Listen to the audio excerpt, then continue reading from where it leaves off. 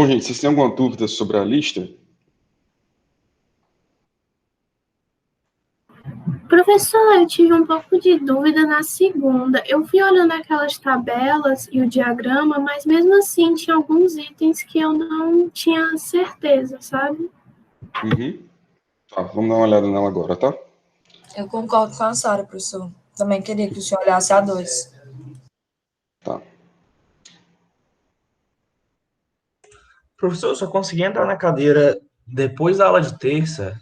Só consegui fazer minha matrícula depois da aula de terça e eu não achei esses materiais no SIGA. Você entrou no grupo do WhatsApp da disciplina? Entrei, mas eu não tenho acesso às mensagens antigas. Ah, tá. Não, então eu vou dar um RT em cada mensagem lá das coisas e aí você vai ter acesso, tá? Pronto, show de bola. Tranquilo. Deixa eu abrir aqui o fórum para poder a gente dar uma olhada, tá bom?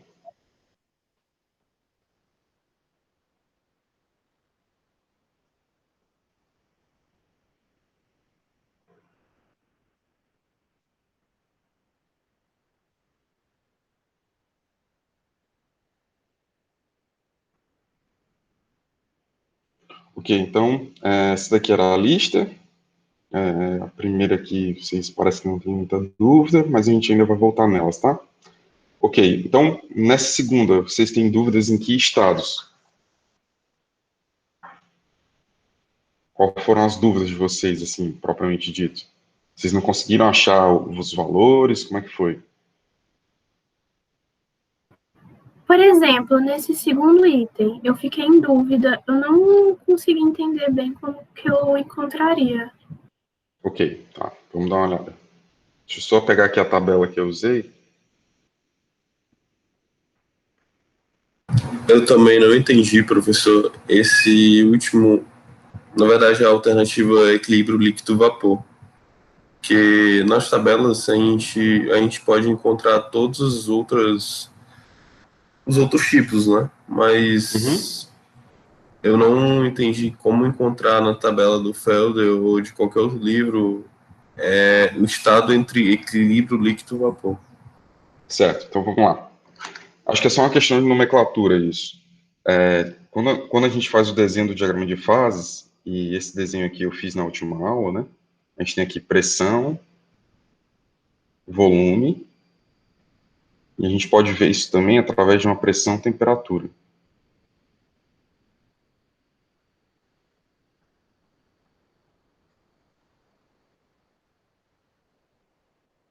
Ok, então, o gráfico pressão-volume, normalmente, para um componente puro, é algo mais ou menos assim, e para a pressão-temperatura, ele tem aqui o ponto triplo, e você tem aqui essa região, ok? Então, os pontos notáveis aqui é justamente o ponto crítico, aqui o ponto triplo,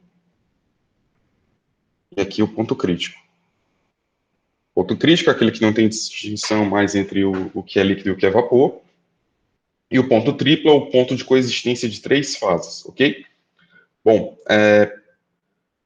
quando a gente está falando, então, de uma substância pura, existe uma regra que é a regra das fases de Gibbs. Não sei se foi falado isso para vocês em PPQ, mas a regra das fases de Gibbs, ela diz o seguinte, que você tem essa relação aqui, isso aqui é um 2, tá?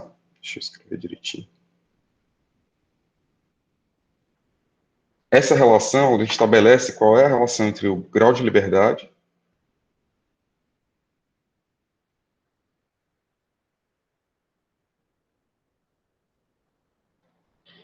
entre o número de fases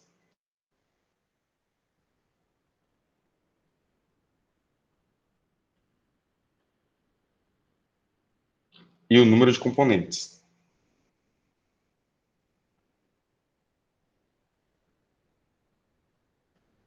Ou seja, quando a gente está falando, então, de uma única fase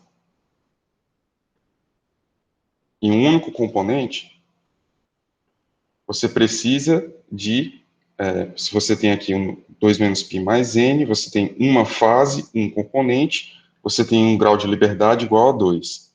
Se você tem duas fases, um componente, isso daqui vai te dar um grau de liberdade igual a 1. E se você tem 3 fases, mantido um componente, a gente está falando de um grau de liberdade igual a 0, ok? Então, o que isso quer dizer? Isso quer dizer que fica bem claro para a gente entender quando a gente fala aqui de 3 fases. Então, por exemplo, 3 fases, eu estou me referindo então ao ponto triplo. Então, essa regra das fases de Gibbs, ela te fala que você não tem grau de liberdade no ponto triplo. Ou seja, o ponto triplo ele não varia com nenhuma propriedade da substância, nem com pressão, nem com temperatura. O ponto triplo é um ponto único no diagrama de fase. Então, você só tem uma coordenada de pressão e temperatura que vai te equivaler a um ponto triplo. Quando a gente está falando de mais de uma fase, de 2 fases aqui quaisquer, então a gente está falando de 1 grau de liberdade. Ou seja, para você estabelecer a relação entre pressão e temperatura, para cada temperatura, você vai ter uma pressão especificada diferente. Mudou a temperatura, você também muda a pressão. Ok? Isso daqui é para quando a gente está falando de múltiplas fases ocorrendo ao mesmo tempo. Só que quando a gente está falando aqui de uma fase e um componente, a gente não precisa especificar 2 variáveis. Então, por exemplo, essa região aqui do diagrama, vou fazer em verde. Essa região aqui, você precisa especificar qual é a pressão e qual é a temperatura que ele está submetido para poder você achar esse estado termodinâmico. Então, o que isso tem a ver com a lista do que a gente estava passando e que vocês me perguntaram? Isso estabelece que, quando eu estiver falando de 2 fases, você precisa de uma informação, pelo menos, para poder encontrar essa fase. Então, quando no form tem escrito assim, deixa eu procurar aqui. Quando no form, essa segunda aqui, ele está te perguntando qual é o estado dessa substância, você vai ter que olhar aqui, a coordenada mais fácil de você procurar é pela temperatura, 65 graus. Então, você vai pegar a sua tabela. Essa tabela aqui não é interessante porque ela é fixa na pressão. Então, você vai procurar a tabela que é fixa na temperatura, que é essa daqui. Então, essa tabela aqui é fixa na temperatura. Então, eu consigo achar a temperatura de 65 graus. Professor, tem um pessoal solicitando entrar na chamada. Vou já abrir aqui para eles, tá?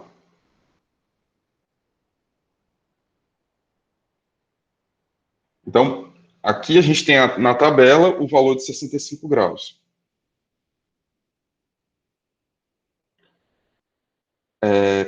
Então, ou seja, eu tenho que saber agora se a outra informação está me dizendo qual é a tabela. A tabela é a tabela B1 do Koretsky, página 648, na versão em inglês que mandei para vocês, tá? Qualquer dúvida que vocês tiverem, que não quiser falar no microfone, pode falar no chat, que eu estou conseguindo ver aqui o chat, tá? Ok, então voltando aqui. A gente está na temperatura de 65 graus, e agora eu preciso saber qual é a fase que ele está presente. Eu sei que a outra informação que eu tenho é o volume específico, 2,9 metros cúbicos por quilograma. Então, eu preciso olhar na nossa tabela qual é o volume do líquido e qual é o volume do vapor. Então, eu tenho aqui um volume do líquido de 0,10 e um volume do vapor de 6,19. O que isso quer dizer no gráfico? Então, isso quer dizer que eu estou aqui numa isoterma de 65 graus.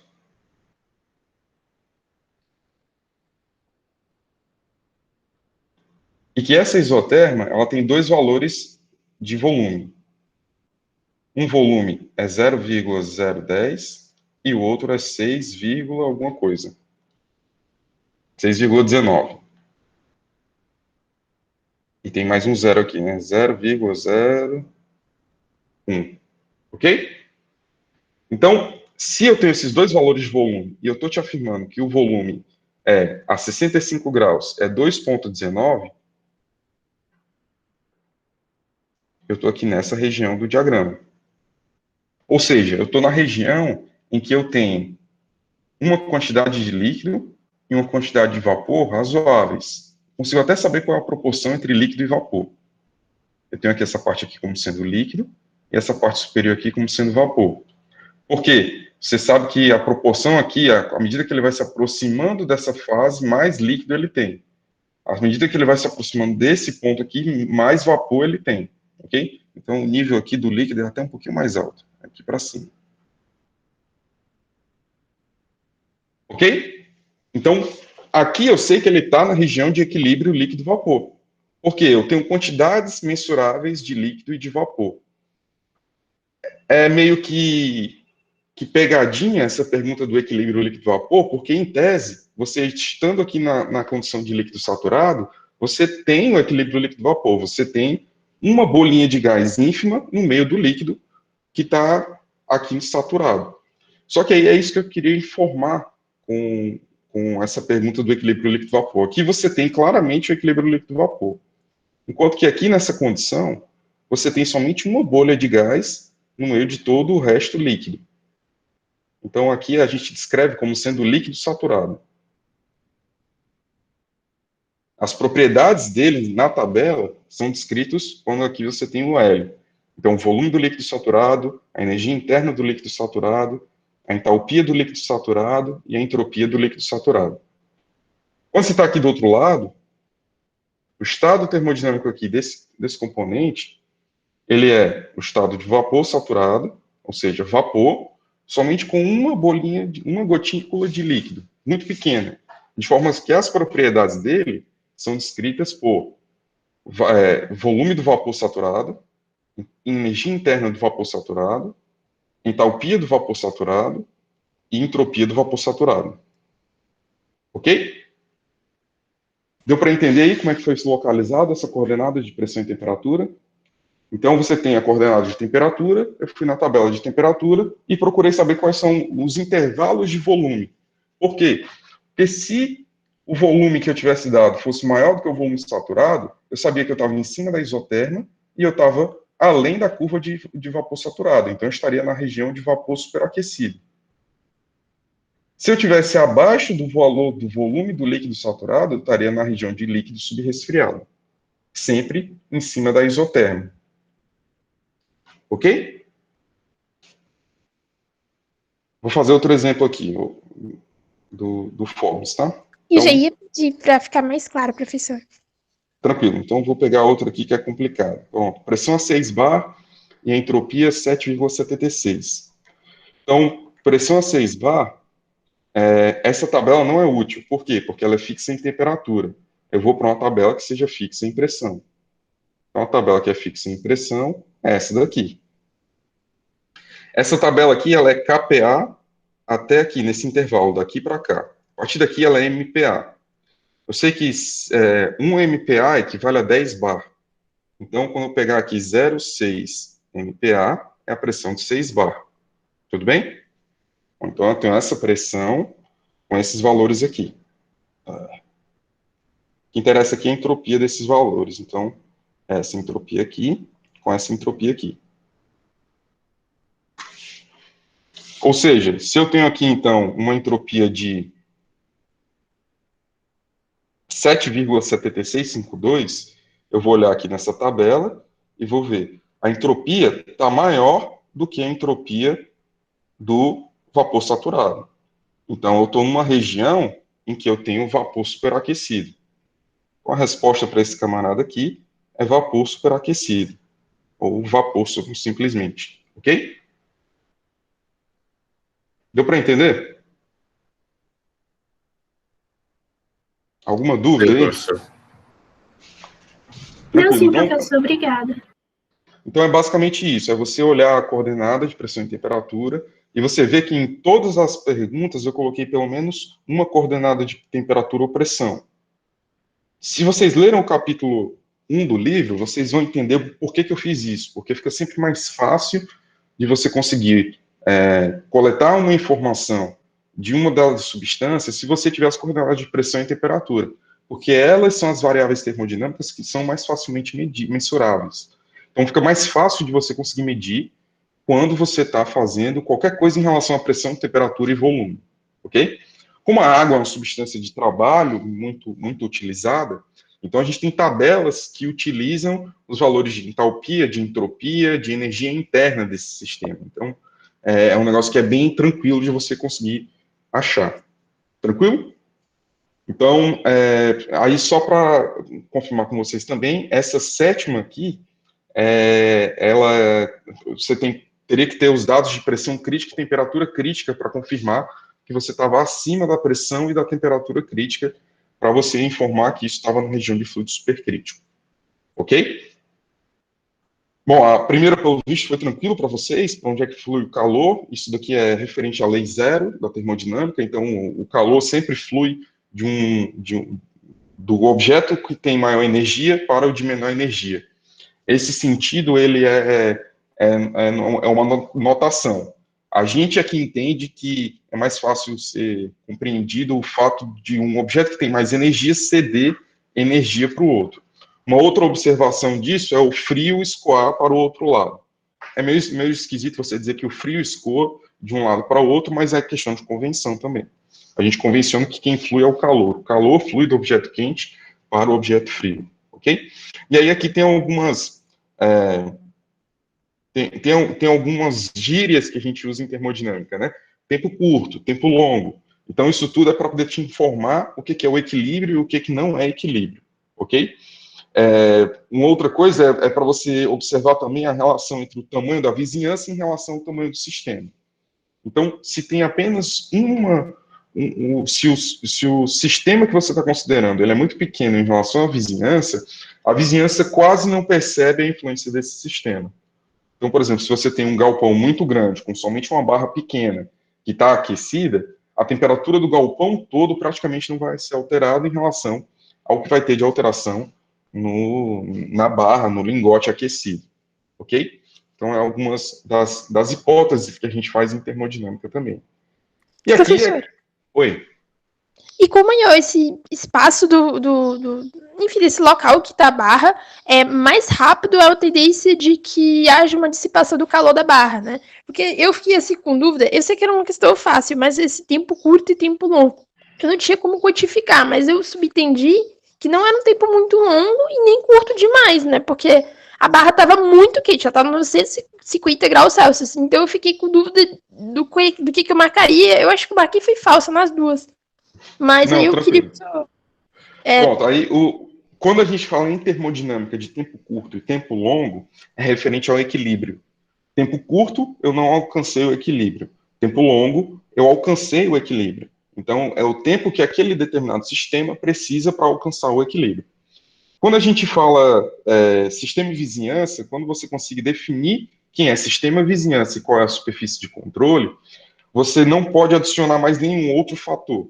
Então, por exemplo, se eu te falo do galpão, um galpão fechado, ou seja, não tem circulação de massa de ar, esse galpão fechado, ele tem um lingote, eu não estou considerando que tenha vários lingotes, eu não estou considerando que o lingote está se movendo, eu estou considerando somente isso. Então, embora a temperatura dele seja muito alta, a massa dele pode ser considerada pequena em relação a toda a massa de ar. Essa informação está dentro do galpão muito grande. Ele é tão grande que não vai perceber a influência do seu sistema. Então, eu estou te definindo um universo com uma vizinhança que não percebe a alteração, ou melhor, que a alteração dada devido às mudanças do sistema não alteram essa vizinhança imediata que a gente está considerando, ok? Então, realmente é basicamente isso, tá? Obrigada, professor. Então, nesse sentido, qual seria a resposta correta? Deixa eu ver aqui os itens de novo. Após o tempo curto, o sistema estará em equilíbrio. Não. O equilíbrio é atingido com um tempo longo. Essa informação que eu queria passar. Após um longo período de tempo, o sistema pode ser considerado em equilíbrio. Sim.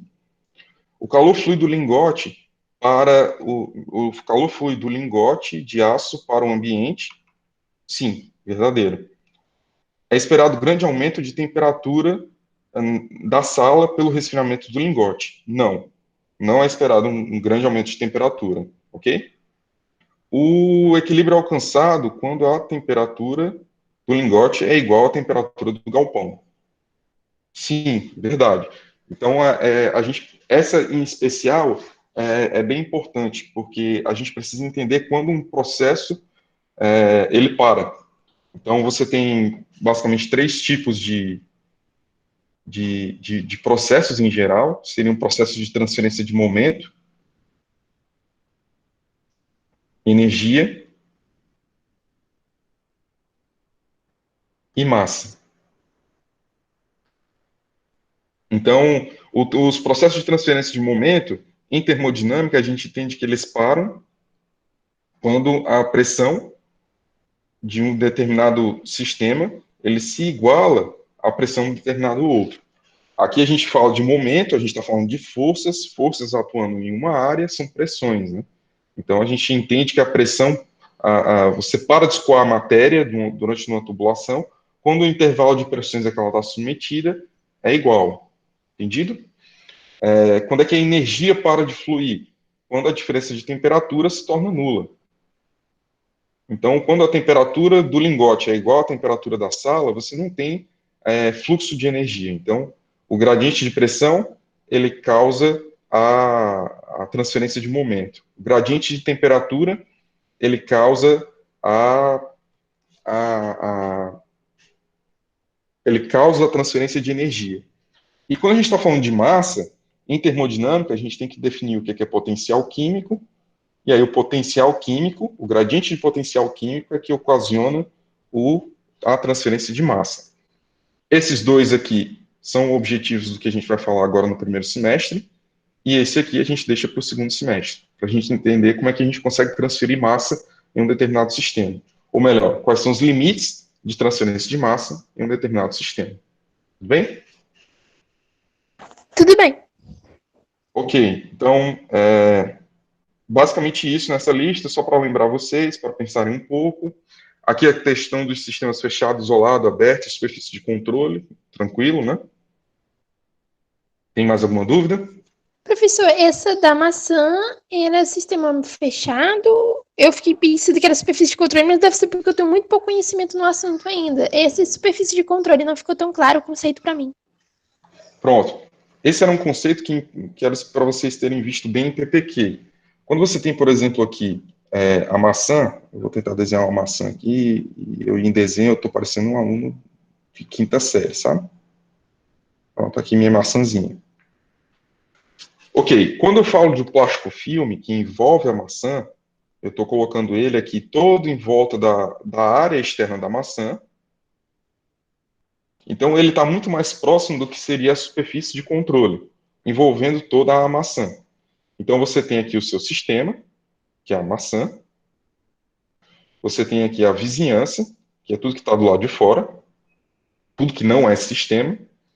E a superfície de controle é justamente aquilo pelo qual você transfere massa e energia.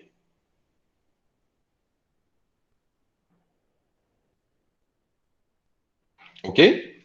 Isso você pode imaginar pensando que eu estou pendurando essa maçã dentro de um forno para poder fazer maçã, para poder ressecar a maçã, para poder retirar a água da maçã. Então, eu consigo imaginar essa superfície de controle ao redor da maçã, ela perdendo massa, porque ela está recebendo energia. Ok? Então, é exatamente o que você falou mesmo, a superfície de controle. Esse é o único que é a superfície de controle. Todo o resto, o sistema fechado aqui é o ovo, copo de água é um sistema aberto, a geladeira com a porta trancada é um sistema isolado, você pode considerá-la como sendo um sistema isolado. Eu não falei que a geladeira estava ligada, tá? Porque se a geladeira estiver ligada, muda, porque aí ela passa a ser um sistema fechado. Porque ela troca calor através do sistema de resfriamento dela, tá? Mas isso aí é detalhe. O papel filme envolvendo a maçã, amortecedor pneumático é algo que ele pode trocar calor, mas ele não troca massa. Bomba centrífuga troca massa e troca calor. Trocador de calor, ele troca calor e tem entrada e saída de massa nele, então ele troca calor e massa. E um reator CSTR, ele pode trocar calor e pode trocar massa também. Ok? Então, É no caso interessante. da geladeira, ela se ela tivesse ligada, seria fechado, porque haveria uma espécie de interações dentro dela devido à energia que ela ia receber. E aí, isolado, ela é porque ela está desligada, e aí não há interação nenhuma, ela está totalmente vedada, entre aspas. Isso. Quando eu falo geladeira, é porque eu estou assumindo que ela tem um isolante térmico, e aí você sabe que esse isolante térmico vai reduzir a entrada e saída de calor. Quando eu falo que ela está fechada, é justamente para poder você não pensar que eu estou abrindo e fechando a porta dela. Só que se ela estiver ligada, você sabe que ela tem um sistema de resfriamento, em que você entra com energia elétrica e você sai com calor. A parte de trás da geladeira tem uma serpentina que ela é normalmente aquecida. Você coloca energia para que o sistema de resfriamento dela tire o calor no sentido contrário ao que a lei zero te informa. Então, a lei zero, ela te fala que o calor flui da fonte quente para a fonte fria. A segunda lei, ela te fala de uma hipótese pela qual você consegue reverter esse sentido. Sair do calor da fonte fria para a fonte quente. Isso ocorre quando você consegue adicionar trabalho ao sistema. Então, a geladeira é um exemplo perfeito da possibilidade de aplicação da segunda lei. E é um exemplo de reversão da lei zero. Ok? Então, por isso que eu falei que ela tem que estar desligada, porque aí você esquece essa questão de reversão da lei zero. Entendi, professor. Ok? Então, beleza. Dito isso, então vamos continuar aqui no que a gente precisa fazer da disciplina. Isso é basicamente o que a gente tinha que discutir realmente da lista de exercícios. Professor, você pode falar um pouquinho mais de superfície de controle que eu não entendi? Sim, tranquilo. Quando a gente tem um sistema determinado aqui, então eu tenho aqui um determinado sistema, tudo que não for sistema é considerado vizinhança, e o conjunto sistema-vizinhança é o universo, ok? Isso de acordo com o que a gente estava falando. Ana Beatriz, foi tu que pediu para eu falar mais, né? Se a maçã não trocar massa, continua sendo superfície de controle? Sim, porque a superfície de controle ela pode permitir ou não a troca de massa, ou permitir ou não a troca de calor, ok, Ana Beatriz? Bom, aí continuando aqui no que é a superfície de controle. Quando você tem sistema e vizinhança, esse sistema e vizinhança podem ter algumas permissões, como, por exemplo, a troca de calor. Uma vizinhança aquecida passando calor para dentro do sistema. Ou eu posso estar considerando que o sistema está, por exemplo, perdendo massa, que é o caso da nossa maçã, ok? Isso ocorre em uma determinada área do sistema, que é o que a gente chama de superfície de controle. Normalmente você aplica os balanços de massa e energia ocorrendo através dessa superfície de controle. E aí, por que a superfície de controle é interessante? Talvez vocês tenham visto isso em PPQ. Você tem aqui, por exemplo, uma alimentação e uma coluna de destilação. E aí essa coluna de destilação, ela passa o líquido para uma outra coluna de destilação.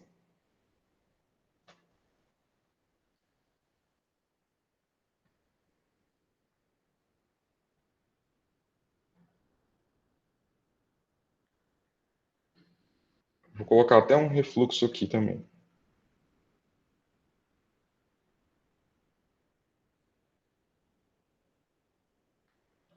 Então, se eu definir a minha superfície de controle como sendo essa região aqui verde, eu tenho a alimentação entrando, eu tenho a saída de vapor, eu tenho a saída de líquido e eu tenho um refluxo de vapor. Se eu estiver definindo a minha superfície de controle como sendo essa região aqui em roxo,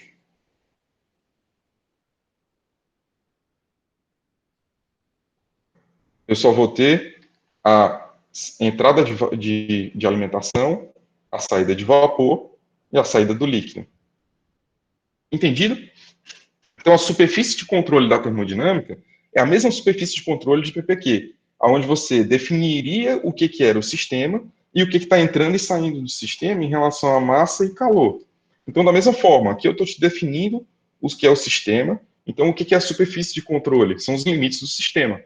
Então, é justamente aquela fina, aquela linhazinha que você define para saber, não, daqui para dentro é sistema e daqui para fora é vizinhança. Isso é importante porque tudo que estiver dentro do sistema, você vai considerar como sendo energia interna. Tudo que está saindo desse sistema, aí pode sair de diversas formas de energia, que é o que a gente vai discutir na aula de hoje. Ok? Deu para entender? Sim, obrigada. Ok, então, na aula de hoje a gente precisa fazer algumas definições. Deixa eu retornar aqui o livro para poder eu não me perder com vocês.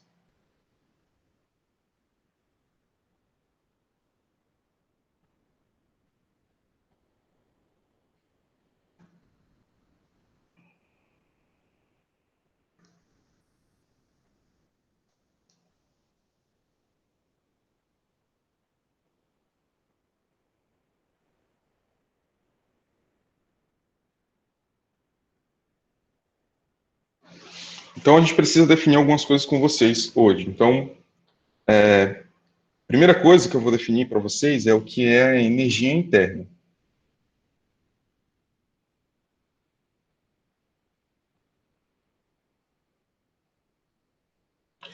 Bom, energia interna é um negócio difícil de definir para vocês, porque a gente não consegue ver a energia interna. Na verdade, a energia, de um modo geral, você não consegue ver uma quantidade de energia. Você consegue perceber a transformação dessa energia. Então, por exemplo, quando você tem aqui um vapor superaquecido,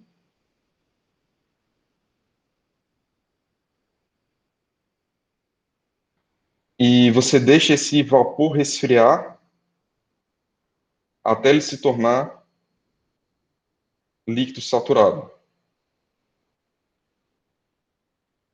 Quando isso ocorre, você consegue perceber nitidamente que o sistema enquanto vapor, ele tinha uma energia associada a ele, que era mais alta do que a energia que estava associada ao líquido.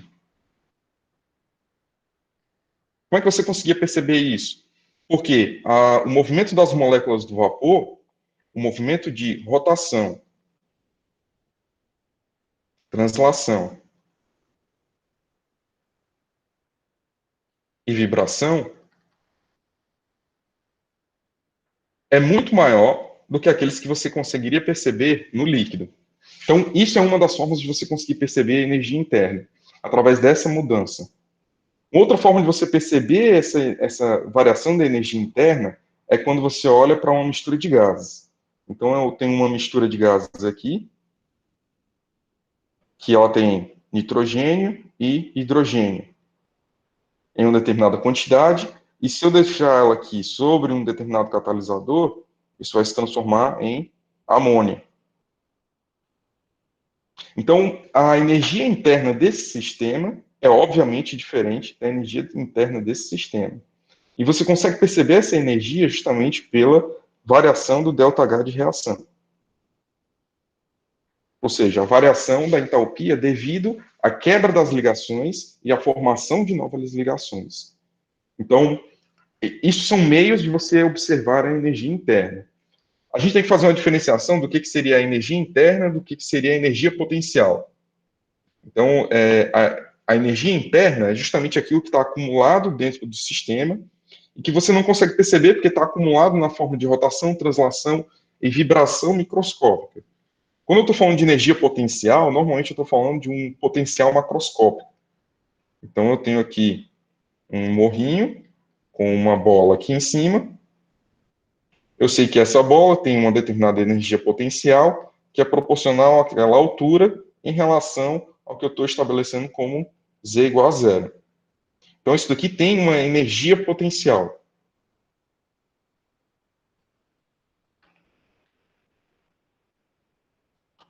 Nesse sistema, com um empurrãozinho aqui na bola, ela vai escorregar e ela vai transformar essa energia potencial em energia cinética.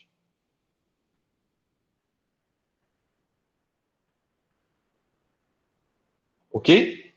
Um exemplo parecido com esse daqui é utilizando a energia interna de um determinado sistema, eu coloco aqui uma válvula, nesse vaso de pressão aqui com o vapor, e abro essa válvula. O que vai acontecer com essa energia interna que estava aqui acumulada? Vai se transformar em forma de expansão. Eu vou fazer um jato aqui do vapor, ele vai se expandir, ou seja, o volume que estava acumulado aqui numa determinada pressão e temperatura, ele estava ocupando um determinado volume V1. Agora, ele vai ocupar um volume V2, porque eu estou reduzindo a pressão. Por que a pressão reduz? Porque eu sei que o sentido que ele está escoando é daqui para cá. E aí, como eu falei, o gradiente de pressão, ele determina a movimentação, né, a transferência de momento. A transferência de momento ocorre sempre no negativo da gradiente da pressão. Então, se a pressão aqui é mais alta, ela vai para onde está a pressão mais baixa. Ok?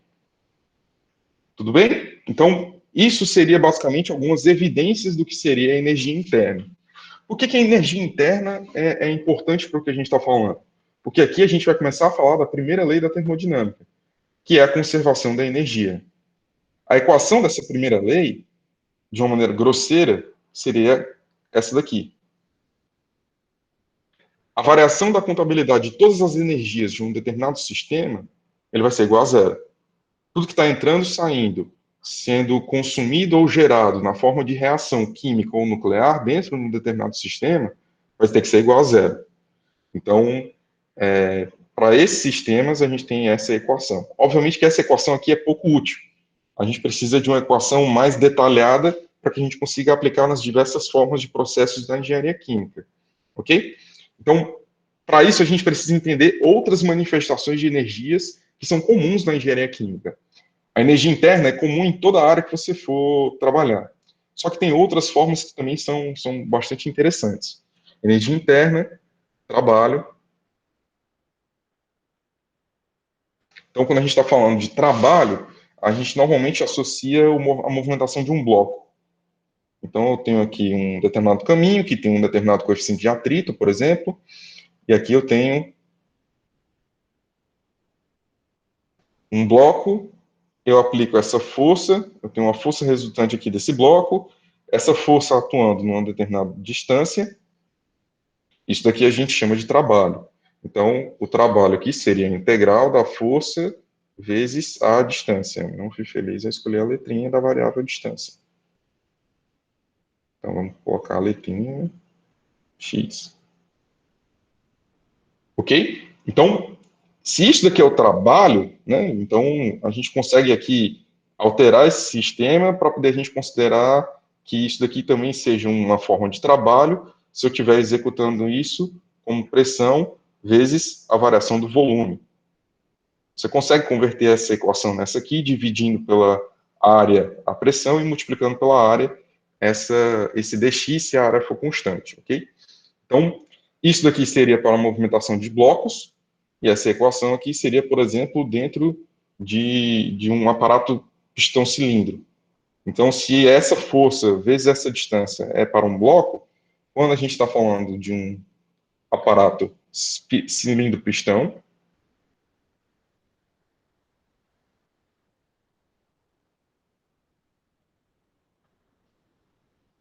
então eu tenho aqui a atuação de uma determinada força. Essa força ela está atuando sobre uma área. Então, isso daqui é a pressão que está sendo executada a qualquer momento. Se essa força, essa área, consegue estabelecer uma distância qualquer, ou seja, essa distância aqui também está associada a uma variação de volume, que seria a distância vezes a área que está sendo executada. Então, a gente consegue, então, calcular qual é o trabalho, como sendo justamente a integral da pressão vezes a variação do volume. Ok? Então, isso daqui seria basicamente o trabalho. Tem algumas coisas importantes para a gente falar sobre o trabalho. O trabalho é uma forma organizada de energia.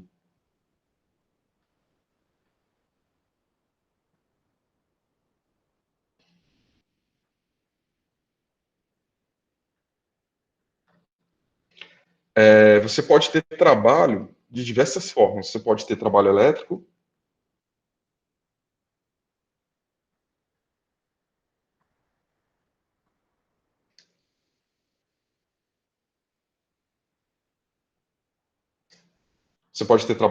você pode ter trabalho superficial.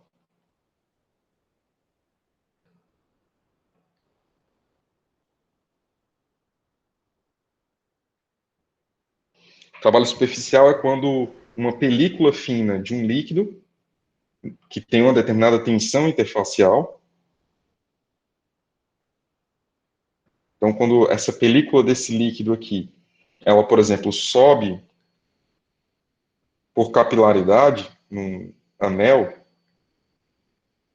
então quando essa frente aqui, ela vai subindo aqui, você tem uma força atuando numa distância. Então, isso daqui pode ser considerado um tipo de trabalho superficial.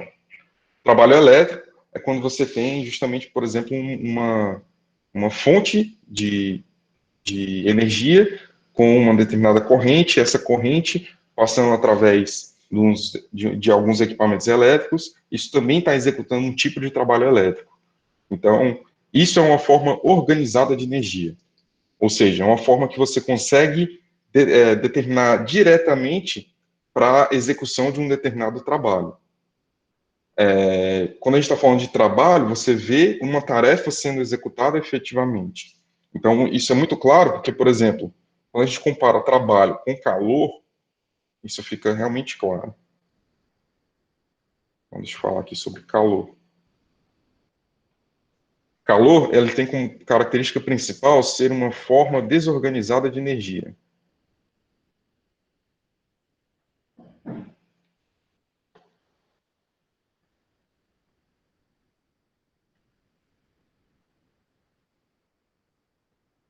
E durante muito tempo, a gente baseou basicamente todo o nosso desenvolvimento enquanto humanidade na transformação de calor em trabalho.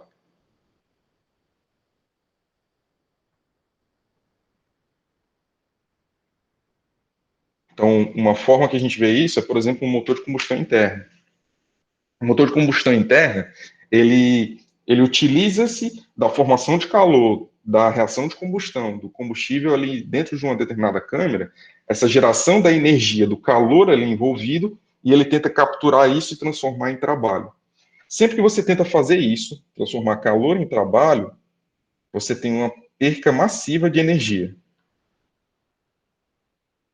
Você perde uma energia tentando transformar a desorganização do calor em uma energia organizada como trabalho. Um exemplo muito claro da capacidade que você tem de ter, por exemplo, trabalho elétrico como sendo refinado, é a energia que está sendo necessária para poder você manipular seu dispositivo eletrônico. Então, você tem alguns watts de potência que são utilizados para poder você conseguir executar essas tarefas que são tão refinadas, como abrir um software no computador, como alimentar um chip de computador. Isso tudo precisa de uma energia muito pequena para poder operar. Essa operação com vários processadores diferentes é que vai aumentar o nível de energia, né, com a intensidade do que você vai precisar. Mas quando você compara isso às tarefas que são relacionadas ao calor, tem uma magnitude completamente diferente. Então, por exemplo, a energia que você gasta para poder tomar um banho de chuveiro é uma energia muito próxima que você precisa para poder... muito próxima não, muito maior do que você precisa para mandar uma mensagem no WhatsApp. Então, comparando esse tipo de energia e a desorganização delas, você consegue perceber a utilidade de cada uma das energias e o que você precisa gastar para tornar aquela energia útil. Só que qual é a diferença? O calor, ele é facilmente obtido como sendo uma energia, e é facilmente obtido em intensidade muito grande. Então, quando você tem uma reação de combustão, você tem calor amplamente disponível para a conversão e a execução de um determinado trabalho. As outras formas de energia, não necessariamente, ok? Então, essa seria o que seria energia interna, calor e trabalho. Vocês têm alguma pergunta?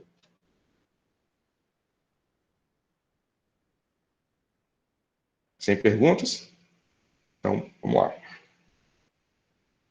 Ok, já que a gente já definiu o que é calor, trabalho... eu esqueci de falar das formas de calor, né? Então, você tem você consegue perceber o calor fluindo através de um processo que seria condutivo,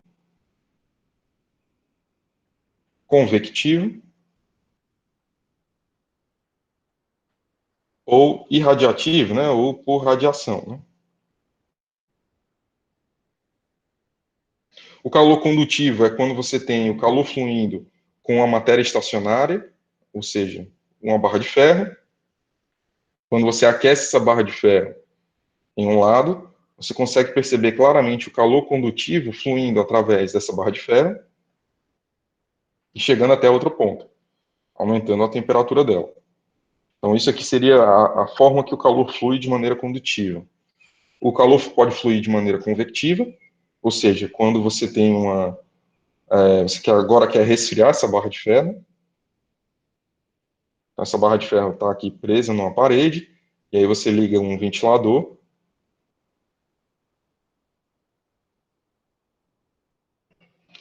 E aí o ventilador vai fazer o ar fluir através dessa barra de ferro, e aí o ar frio vai passar ao redor dessa barra de ferro e vai reduzir a temperatura dela. Então a massa de ar está passando perto disso, capturando energia e levando consigo embora. Então isso é o que seria o calor convectivo. No caso aqui, convectivo forçado.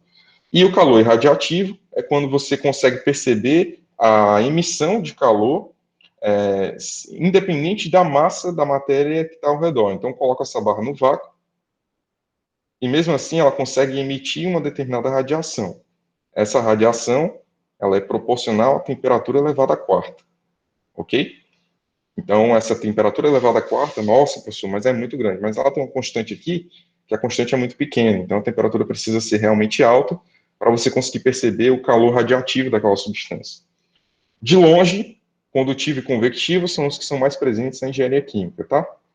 Como calcula isso daqui? Aí a responsabilidade do professor Samuel, vocês se entendam com ele lá em Fenômenos de Transporte 2, ok?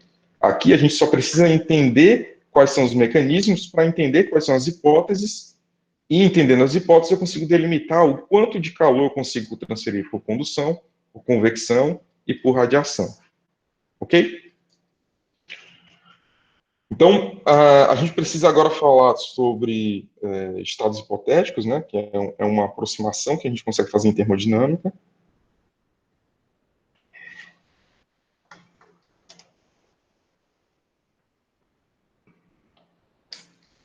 Então, quando eu estou falando aqui de estados hipotéticos,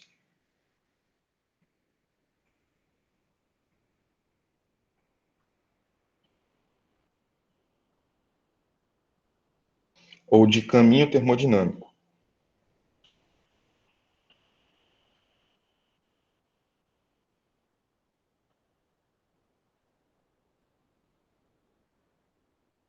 então, quando eu estou falando de estados hipotéticos aqui, eu estou falando para vocês sobre processos termodinâmicos. A gente tem vários tipos de processos. A gente pode ter um processo isobárico, a gente pode ter um processo isotérmico, a gente pode ter um processo isocórico, a gente pode ter um processo isoentálpico, isoentrópico,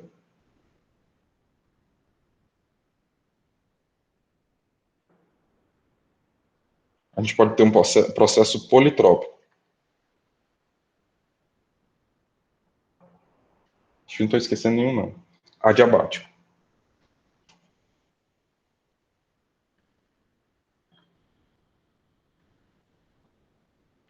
Bom, o nome do processo já está te ajudando, tá? Todos esses que são iso, é porque eles estão mantendo alguma coisa igual. E a coisa que eles estão mantendo igual está sendo informada depois. Processo isobárico é um processo que ocorre a pressão constante. Processo isotérmico é um processo que ocorre com a temperatura constante. Processo isocórico é um processo que ocorre com volume constante. E aí você vai poder ter o processo isentálpico, que é o que ocorre com entalpia constante. Isoentrópico, que é com a entropia constante. O processo politrópico, poli, aqui é diferente do iso, que isso daqui é por múltiplos. Então, isso daqui ele está te dizendo que ele está ocorrendo com múltiplos caminhos.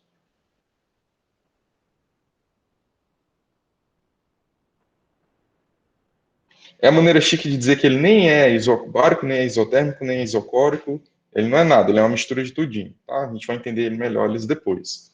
E um processo importante aqui, que é o adiabático. O processo adiabático, ele ocorre com a transferência de calor igual a zero. Ou seja, ele ocorre sem a transferência de calor.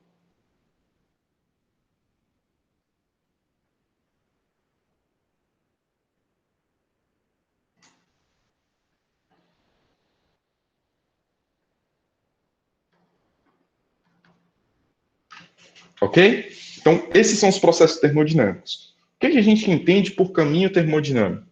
A gente entende por caminho termodinâmico você se aproveitar dessas possibilidades e de algo que vem da matemática, mas que a gente usa muito na engenharia, que é o fato de que essas propriedades aqui todas são funções de estado.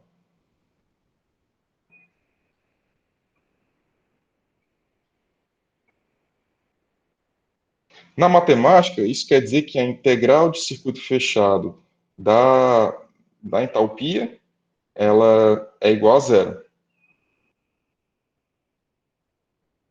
E o que é a integral de circuito fechado? É quando você considera qual é a variação da entalpia quando ela sai de um ponto determinado inicial e ela retorna para aquele mesmo ponto inicial.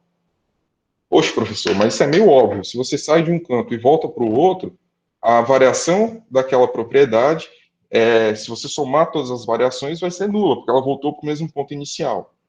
Sim, só que quando a gente tem calor e trabalho, eles dois não são funções de estado. Então, isso daqui é função de estado, enquanto que calor e trabalho não são funções de estado. Deixa eu escrever ali para deixar registrado nas notas.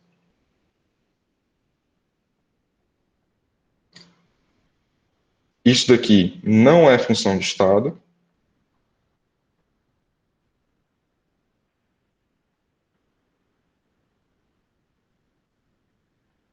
Se ele não é função de estado, é porque ele é uma função de caminho.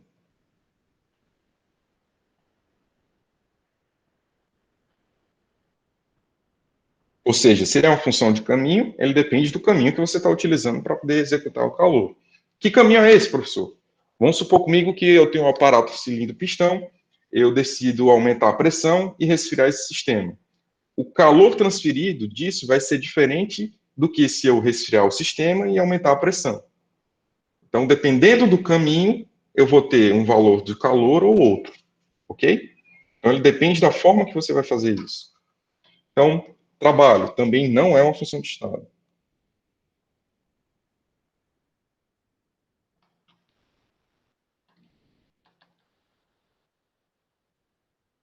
Então, quando a gente considera aqui um diagrama volume e temperatura,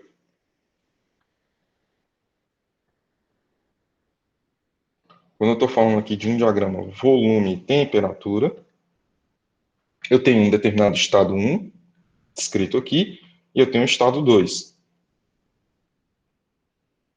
Ok? Então, eu posso chegar no estado 1 através desse caminho 1 aqui.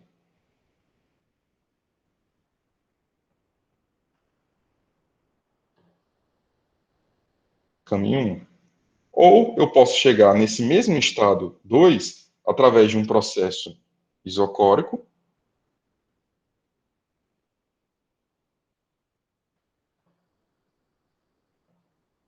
e um processo isotérmico. O grande barato do caminho termodinâmico é que o volume que é final aqui dos dois é o mesmo, independente do caminho, porque volume específico é uma função de estado. A mesma coisa ocorre para entalpia, todos esses que estão aqui, todas essas propriedades são funções de estado. Então, um caminho que você não sabia como é que estava ocorrendo a relação entre variação de volume e temperatura, agora você conhece, porque você fixou o volume num primeiro momento e depois você fixou a temperatura. Ok? Então, isso aqui é o interessante dos caminhos termodinâmicos. É você conseguir chegar no mesmo estado final através de um caminho que você conhece como as funções de estado estão variando. Tudo bem? Ok, ligado com esse conhecimento dos estados termodinâmicos, a gente tem o último ponto da aula de hoje, que é a diferença entre um processo reversível e um processo irreversível.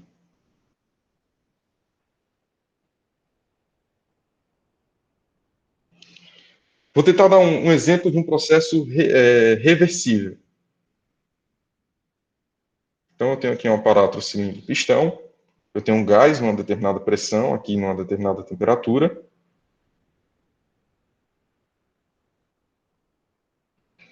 Aqui em cima, eu vou colocar uma resma de folha de papel. E eu vou executar uma expansão que está muito próxima do que seria a expansão reversível. Eu tenho aqui 1000 folhas de papel e eu vou tirar folha por folha. Uma folha de cada vez. A cada folha que eu vou tirar um diferencial de massa que está aqui em cima do pistão. Então, se eu vou tirar um diferencial de massa, eu vou alterar essa pressão que está sendo exercida aqui em cima do gás em um diferencial de pressão. Então, se eu estou alterando diferencialmente a pressão, a cada momento que eu tiro a folha, eu consigo colocar a folha de volta e voltar para o estado anterior. Porque a variação é muito pequena, então a temperatura não vai alterar tanto. Então, isso aqui seria uma aproximação de um processo reversível. O que tem de característica de processos reversíveis? Primeiro, é que eles não existem. Professor, como é que o senhor está me definindo uma coisa que não existe? É exatamente isso mesmo. Eles não existem na realidade, porque na realidade todo processo é irreversível. Então, o processo reversível é uma idealização para que você consiga entender como as funções de estado estão se comportando para fazer os cálculos entre os diferentes estados termodinâmicos. Então, eles não existem na realidade, mas são idealizações que são úteis.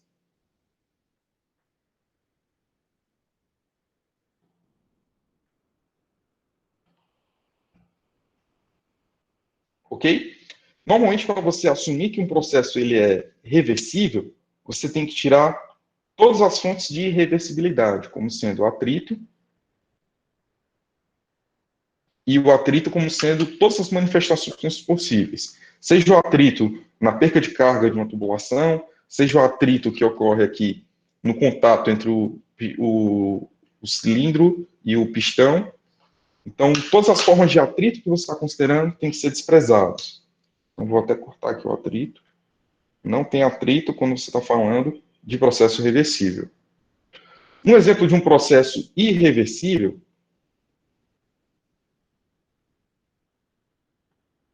seria o mesmo aparato cilindro-pistão, com uma determinada pressão e uma determinada temperatura, só que agora você tem blocos de madeira. E agora eu vou retirar um bloco de madeira por vez. Então, como eu estou retirando uma quantidade M, uma quantidade mensurável de massa, quando eu faço essa expansão, a temperatura do gás cai. E quando a temperatura do gás cai e ele transfere calor, ao devolver a massa M, eu não consigo mais retornar o sistema ao estado inicial. Então, isso faz com que o processo seja irreversível. Eu não consigo, com uma alteração infinitesimal, retornar o sistema para o estado inicial. Essa seria a diferença entre um processo reversível e irreversível. Os processos reversíveis, eles são os processos reais. Todo processo que você vê ocorrendo, ele pode estar muito bem ajustado, mas ele, no final das contas, é um processo irreversível. Uma característica dele é que você não consegue calcular.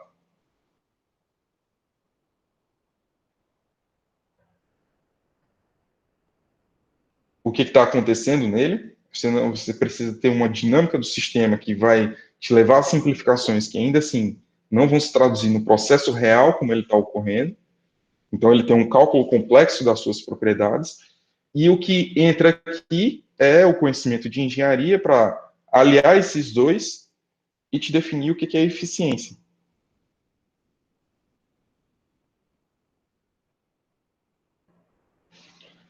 Então, o processo reversível, ele sempre vai ser o processo perfeito, o processo que não tem percas. Então, é aqui que a gente consegue te definir o que é a eficiência de um determinado processo.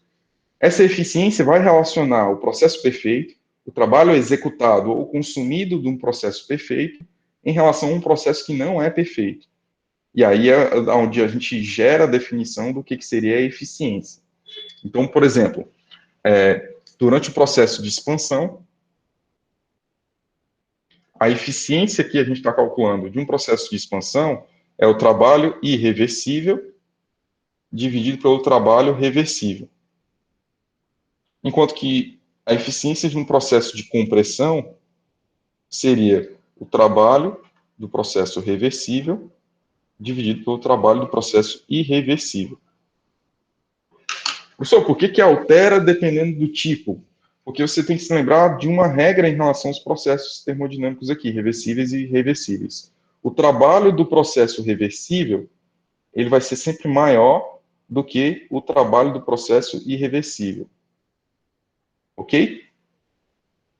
Então, deixa eu só reorganizar aqui. O trabalho do processo irreversível, ele vai ser sempre maior do que o trabalho do processo reversível. Porque, além de executar o trabalho da tarefa, você ainda vai ter que dar de conta do atrito.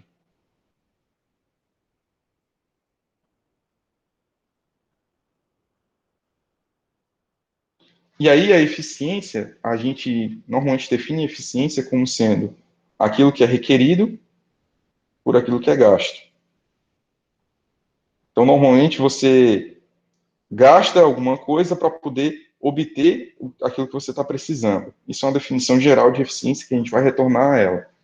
No momento, o que a gente precisa entender é que durante a expansão, então você está expandindo aqui esse sistema, ele está aumentando o volume, você tem o trabalho reversível como sendo maior do que aquilo que está sendo executado como trabalho reversível. E aí o contrário está ocorrendo durante a compressão. Ok, gente? Bom, então a gente vai fazer exercícios sobre esses processos, essas definições que a gente está vendo, ok? A gente vai retornar ainda em eficiência, a gente vai definir outros tipos de eficiência, como eficiência termodinâmica e etc. E aí a gente consegue definir melhor o que a gente precisa aqui. Tudo bem? Se tem alguma dúvida?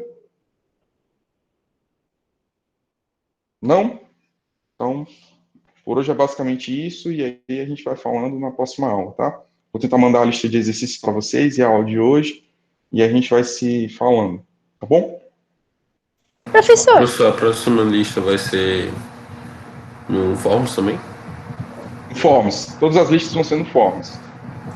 Aí, enquanto a nota vai ser aquela pontuação que você já botou? A pontuação vai variar, né, de acordo com o que você for acertando ou não ali naquela lista. Eu vou colocar o gabarito e liberar as notas uma vez por semana. Então, eu vou deixar juntar duas listas para poder liberar as duas juntas. Entendeu? Certo. eu espero que eu não tenha me ferrado muito, professor, porque eu acho que nesse primeiro formulário eu não fui muito bem. Ai, mas Não, dá pra relaxa. recuperar, né? Dá sim. Fique tranquilo. Não se preocupe com isso não. Tá? Tranquilo, professor. Professor, Fala, não Arthur. esquece de dar um RT lá nas mensagens do grupo para eu poder ver como é que vai ser a avaliação, pra pegar os links dos forms e tal. Beleza? Vou fazer isso agora, tá? Pronto. Valeu. Valeu, professor. Bom Valeu, dia. gente. Até mais aí, tá? Tchau, tchau.